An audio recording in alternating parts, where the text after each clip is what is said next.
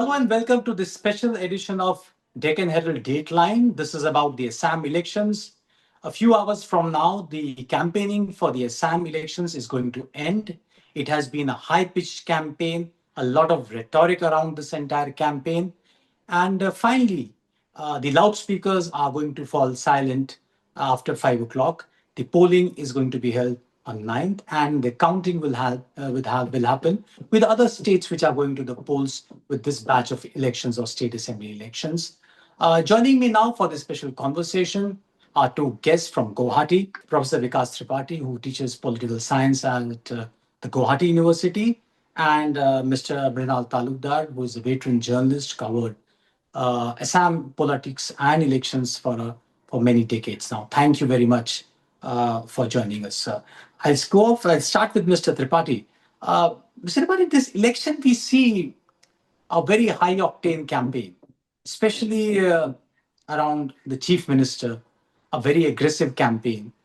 I mean, he appears to be one import from the Congress, which has been co-opted by the BJP, who seems to have merged with the BJP as far as the ideological rhetoric is concerned, and also got himself very close to the BJP's top leadership. But tell us, this sort of campaign, this politics, does it work in Assam, and how do people actually look at this style of campaigning? Thank you so much, and really a relevant question. To understand the present context of the kind of centralization and personalization of political leadership which you witness in Assam at the moment, you need to go back in the past and see how BJP has transformed itself over a period of decade. So when BJP rose in Assam in 2016, it rose on the arguments of Jati, Mati, Bheti, meaning to say that it was all about politics of indigeneity. It was about politics of local sentiments, which was cleverly appropriated by BJP through forging electoral alliances with regionalist parties like AGP. But one interview, how was this different from the AGP's entire concept of indigenous people? We'll come to that. So when BJP rose, it was much more about a party, a national party with a regional sentiment, and that had been a case with Congress as well. So it was not very different. The only thing was that it made infiltration, illegal immigration, and politics of cultural identity of Assam as the core issue. But over a period of time, and with the rise of the incumbent chief minister, you see emergence of a system. BJP has transformed itself from being a party to a system, a BJP dominant system, which has three major attributes.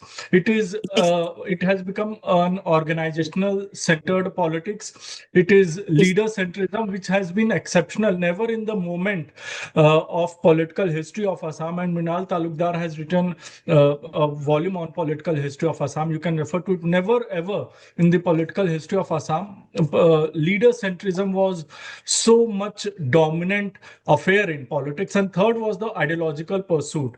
Now, what this system has created is that all policies, programs, objectives, and campaign have centered around the persona of the incumbent chief minister.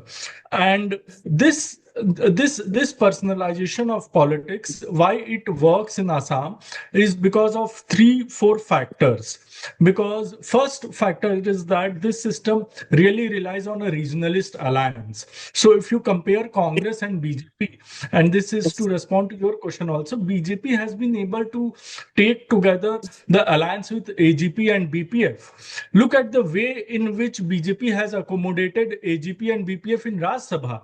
Even it has accommodated UPPL with which it has broken ties and had not taken alliance in the Vidhan Sabha election. Second is the beneficiary politics, and I suppose Mrinalda will speak about it. The deepening of beneficiary politics, infrastructure improvement, and employment generation, these are visible change that we see in Assam. And now this has all been tied to personality, persona of the chief minister. The thing that happens in West Bengal, like every policy is tied Okay. to the personality of Mamata Banerjee. And third is the religious polarization. Now, there's unprecedented religious polarization, and which is also apparent if you look into the statistical data compiled by Lokniti CSDS. What does this religious polarization do? This really works in the advantage of BJP because it leaves the regionalist parties which can emerge as in opposition space with very limited autonomous electoral choice. So there is a compulsion of coalition that you ally with the BJP because there is so much religious polarization that eventually, BJP will eat up your space. And fourth, and the most important aspect of why this system is so powerful is you have to understand the politics of Northeast India as a whole, wherein the government at the center also has a role to play. Yes. The political perception at the state level of the union plays a decisive role in shaping the voting behavior because there are micro ethnic groups which have territorial concentration and they look towards the center as an ethnic protectorate. I'll give you one example. In Upper Assam, Assam broadly can be divided into three regions: Upper Assam, Lower Assam, and Borak Valley. In Upper Assam, there is a significant presence of tea tribes, which are commonly known as Adivasis, who are swing factor.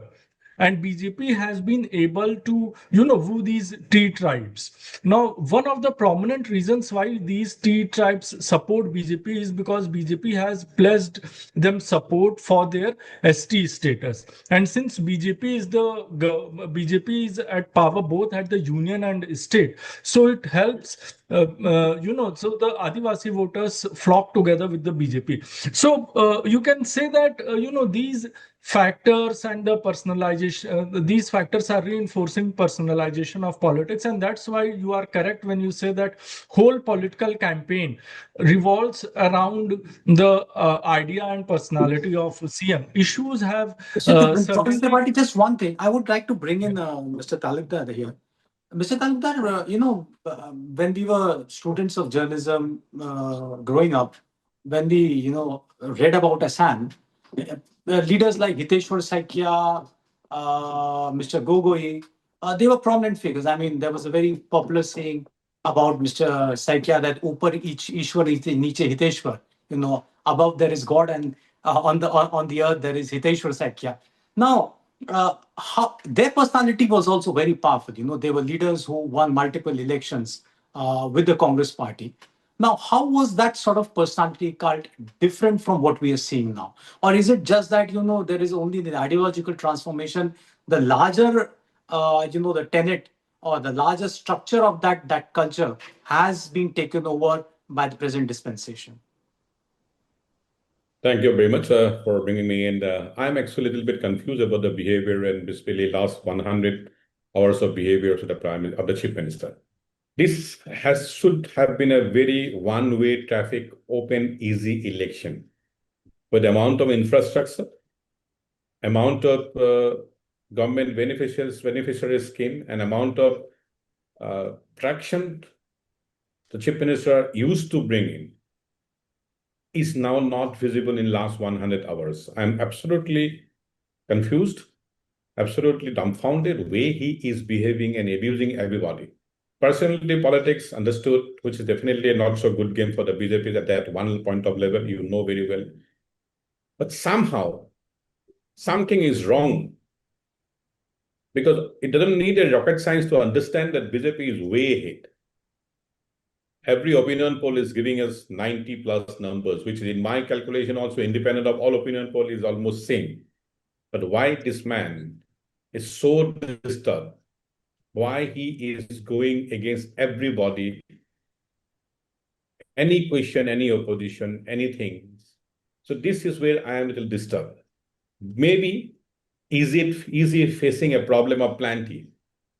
If you find out a correlation or find out a past example in Madhya Pradesh, Shivraj Singh Patil. So he got, Shivraj Singh Chauhan, he got a third time majority. Independently BJP getting more, he got replaced. by somebody who is now an Indian Agriculture Minister. Right now here, Himanta Biswa Sarma, as you rightly said, wants to do a politics of personality on his own. Right now, probably he is having a problem of plenty. If he I mean, gets, when you say problem of plenty, what does that mean? I mean, is that too many getting too many MLAs, or I mean, yeah, how does yeah?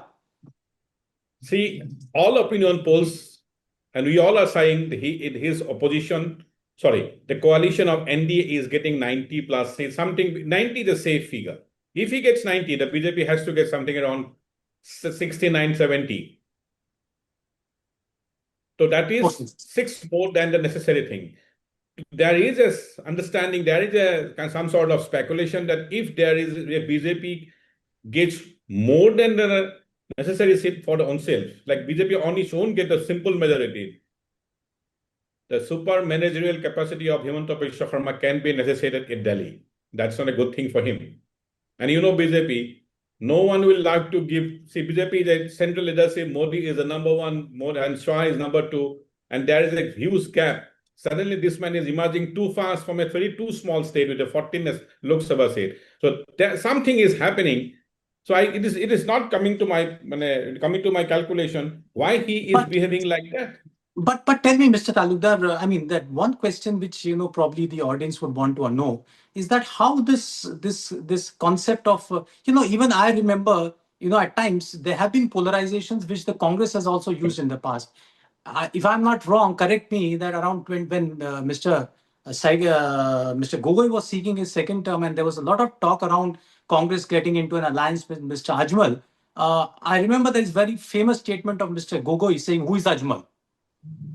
And that probably sort of turned the tide on Ajmal and also BJP and AGP at that point in time, making Ajmal as the party of the Muslims and making Congress as the party of the other or the majority. That sort of polarization has also been very subtly used by the Congress in the past, which is why I wanted to know that in terms of personality politics, how is this politics different from some of the Congress leaders in the past? Ultimately, Mr. Sarma comes from the Congress lineage. See, first of all, there is hardly a polarization this time. People are talking Okay. about Muslim politics, not happening. He's already so nicely structured in the delimitation. There's a visible polarization which we had seen over the months in the run-up to the election is not in the electioneering. It's very peaceful. Nobody is talking about any derogatory language about the Muslims and Mia. It's not So so you are much. saying that I the was expecting, gerrymandering and the delimitation has happened in a way that the constituencies are, now delimited in a way that there is no polarization as such. yes. So you do not see, I was expecting much more shrill, heavy polarization things. It's not happening. I was expecting Chief Minister to use hammer and tongue going against the Muslim, which he used to do in the past months. He was not doing. So that is why I'm confused. This time he has deployed same Azmol, same OAC to polarize the vote in favor of the BJP. But thing is that you do not need polarization now. In 126, there are 23 assembly constituencies which is a Muslim dominated. They are not in the BJP agenda. To leave out 23, it comes to 103. This entire BJP's election is on 103. Forget about 23. Himanta Biswa Sarma's job is to divide 23 amongst the AIUDF and Congress as much as possible. More AIUDF gets, it is better for him. So he is not focusing there directly. He's used OAC and Azmol to divide that 23. Coming to the 103, there are 30 constituencies, there are huge fight, and 67 no fight. So 67 anyway NDA is winning. This out of the 30, the NDA can win 10, then it becomes 677. If they win 20, it becomes 87. If they win 30, it becomes 97. So this is basically the whole story. Mr. Patel, let me bring in Mr. Tripathi here. Mr. Tripathi, the other aspect of this election has been Congress's consistent inability, people say, to keep the House intact in order. Even in Assam, I mean, this has gone to the extent where sitting MPs and senior party leaders have left. Now, how does the Congress party account for that? A party which has been out of power for 10 years has not been able to put its own house in order. They have blamed the BJP for it. But in terms of a cohesive, coherent narrative, Do you think they have been able to generate that in these elections? Actually, Congress has witnessed a kind of organizational disarray in most of the states in Northeast India.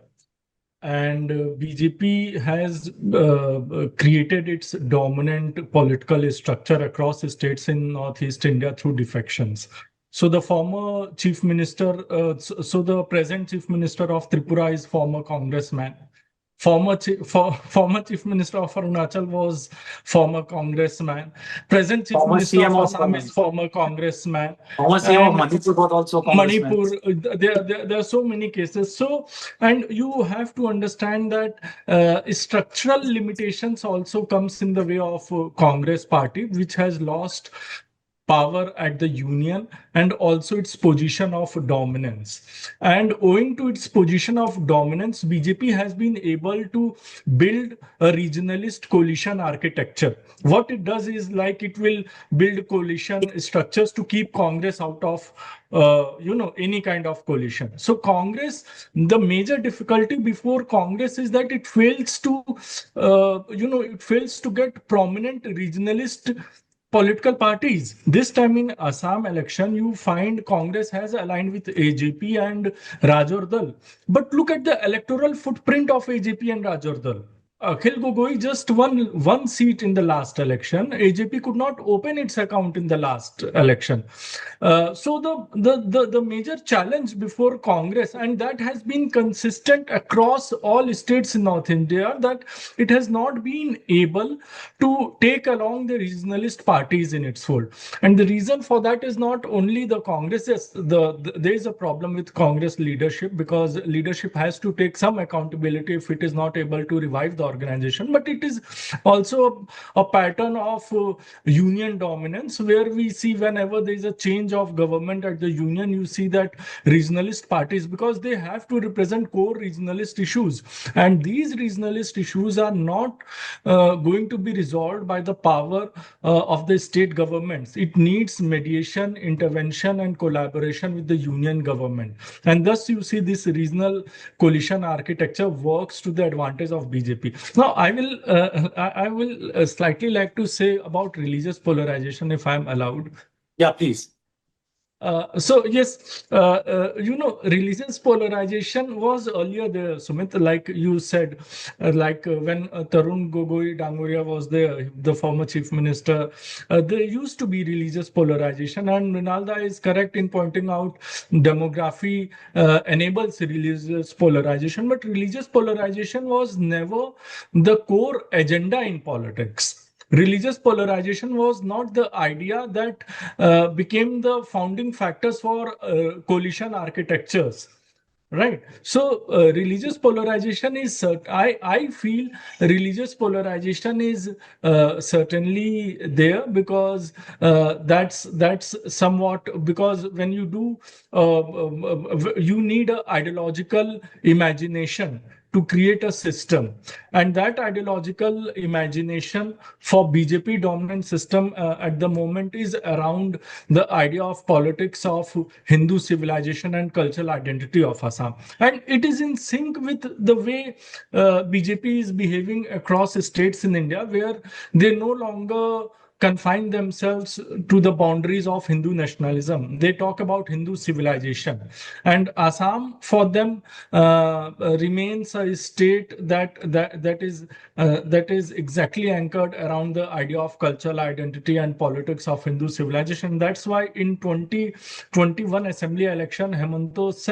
Dangoria, the present chief minister, he said that there are two distinct civilizations in Assam: the Mia civilization and the Sanatan Hindu civilization, and there's a clash of civilization.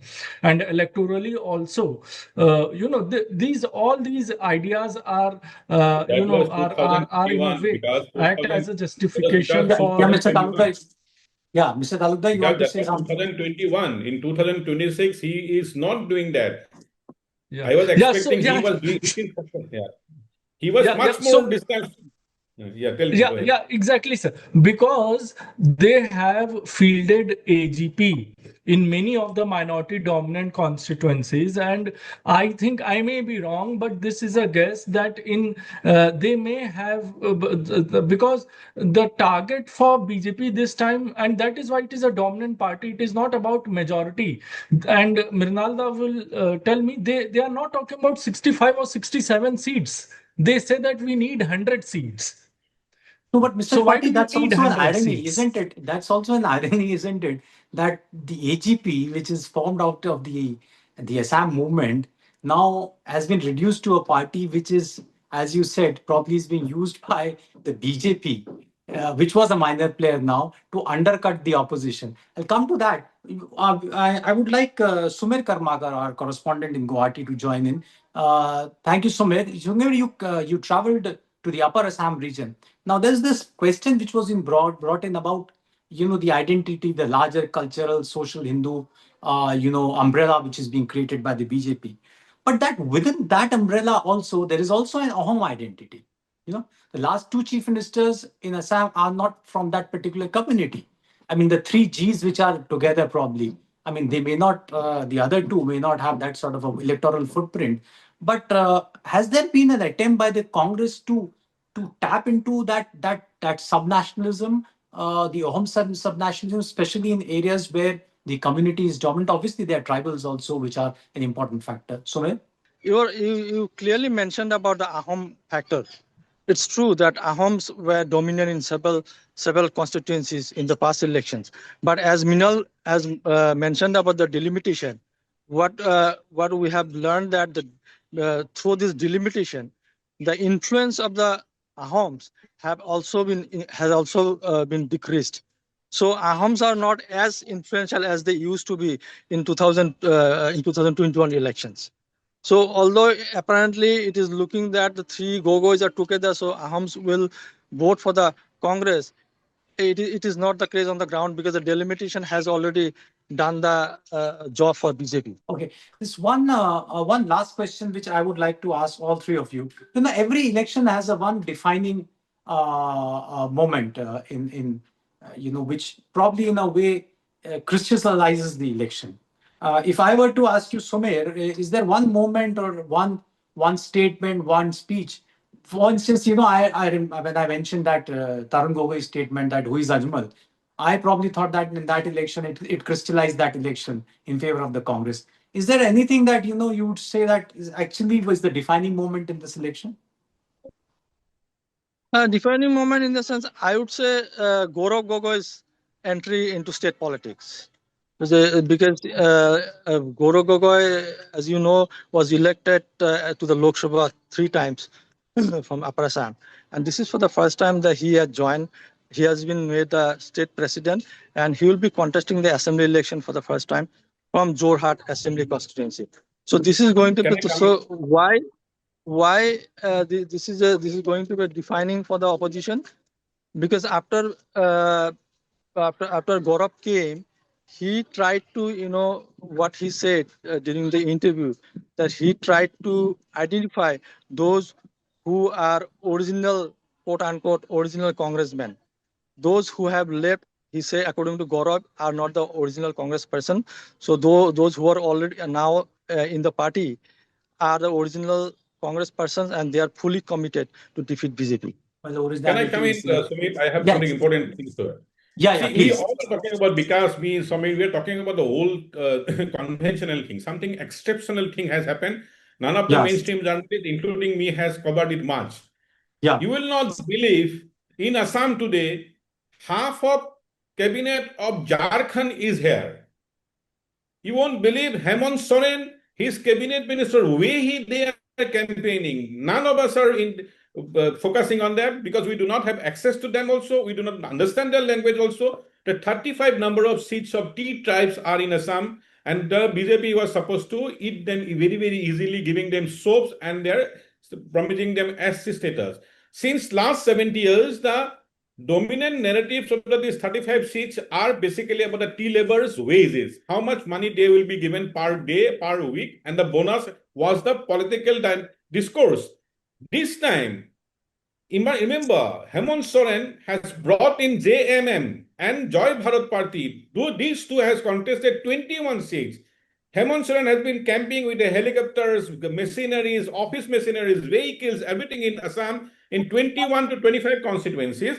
They are now, these are politics within identity, politics within identity. In Assam, indigenous people, then T community is one group, but T communities consist of 108 subgroups. Yeah, so is it for the first time that JMM is contesting here? Perhaps they have contested sometime back in a very minute way, but this is if from a Deccan Herald's point of view, from a national point of view, this is the most beautiful perspective, the Hemant versus Himanta battle. Yeah. Himanta was the Jharkhand in charge, really disturbed Hemanta Soren, and Hemanta Soren promised that time that I am going to pay you back. Now he has come back. His base is in Tezpur. He has his own chopper. He has a fleet of vehicle taken all the way from Jharkhand, all Jharkhand registered vehicle. And remember, none of us, me, Samir, is not covering them properly because with the language we don't understand. The constituencies are in a periphery, not in the central thing. Constituencies are dominated by tea garden laborers. 21, they have the candidates. Remember, two parties. Yeah. One is Joy Vikas Party, Joy Bharat Party, and one is JMM. As I told you, is an identity within identity. One is the Jharkhand Adivasis, which are Christians, and one is Sambal. That is there is a non-Christian, animalistic, and Hinduistic that Draupadi Murmu this thing.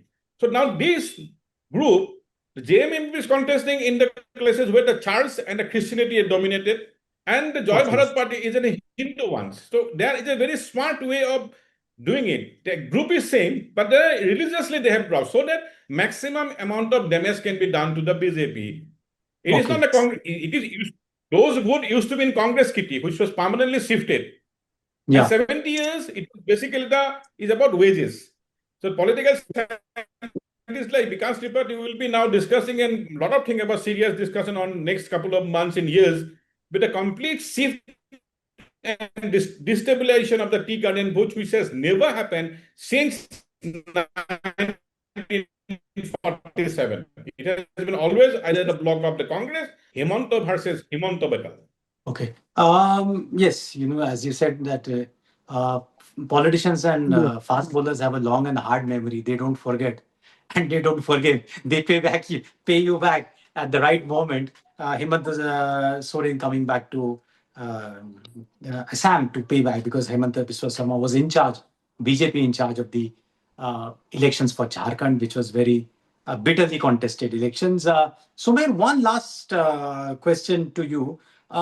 In this entire campaign, in this entire elections, did you at any point in time also, get a sense that the entire politics of what I mentioned earlier was the sub-nationalism or the identity which AGP and the Assam ASU movement created over the years in 80s, 70s, that seems to have completely been subsumed by what Mr. Tripathi was saying, the larger overarching Hindutva agenda or the politics of the BJP? Or are there still, these green shoots which remain there and which may emerge later? Here, I would like to refer to what Minalda said, the delimitation. Why BJP is not talking about, not talking about that narrative, focusing on the narrative, Hindu-Muslim narrative, because the delimitation has done the job for the BJP. So unlike the elections in the past, they don't need to focus on Hindu-Muslim thing during the election. That is what I think they are doing. Himanta, if you remember, before the elections, he was into polarization. But now he's not talking about the Hindus and Muslims. This is one reason. But in the last lap, when this press conference by Mr. Pawan Khera making allegations against Mr. Sarma and his family, do you think it has had any impact? What do you see on the ground? Do you think it's an election issue which would define the outcome, or it's just one of the issues? I don't think it is going to influence the outcome because the Congress had met, the BJP had met similar allegations against Gaurav Gogoi. So I don't think, because when I visited the Upper Assam and Barak Valley, nobody on the ground was talking about these personal attacks. Thank you so much. Thank you very much. Thank you, Mr. Talukdar. and Mr. Tripathi for joining us for this conversation. That's all we have in this edition of Deccan Herald Dateline for the Assam elections, and we'll come back to you with lots more on this batch of state assembly polls. We'll have one discussion on Kerala and thereafter on Tamil Nadu and West Bengal. Thanks for watching.